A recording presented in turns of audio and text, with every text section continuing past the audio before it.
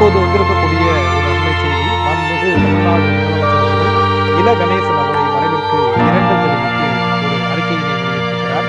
அது தொடர்பான செய்தியை தான் நாம் பார்த்துக் கொண்டிருக்கிறோம். நாகாலாந்து மாநில ஆளுநர் இல கணேசன் அவருடைய மறைவிற்கு முதலமைச்சர் அவர்கள் இரங்கல் தெரிவித்திருக்கிறார்.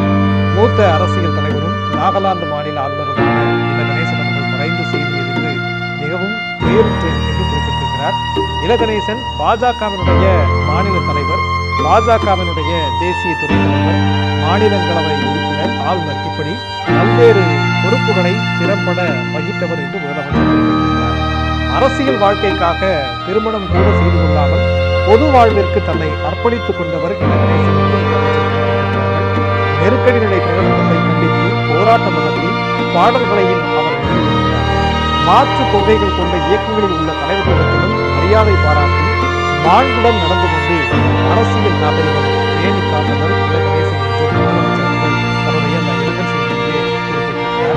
அது மட்டுமல்லாமல் முத்தமிழறிஞர் கலைஞர் மீது பெரும் மதிப்பு கொண்டிருந்தார் இல கணேசன் என்று சுட்டிக்காட்டியிருக்கிறார்.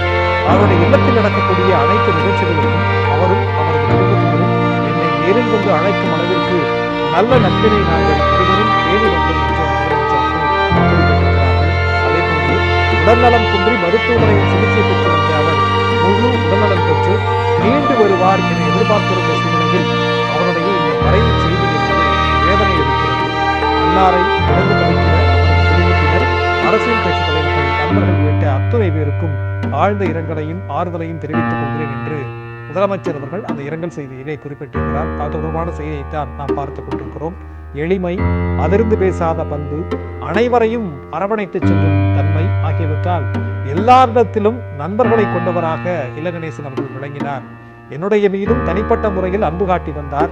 அவருடைய இல்லத்தில் நடக்கக்கூடிய அத்துணை நிகழ்ச்சிகளுக்கும் அவரது குடும்பத்தினர் என்னை நேரில் வந்து அழைக்கும் அளவிற்கு நல்ல நட்பினை நாங்கள் இருவரும் பேணி வந்தோம் என்றும் முதலமைச்சர் அவர்கள் அந்த இரங்கல் செய்தியிலே குறிப்பிட்டிருக்கிறார்.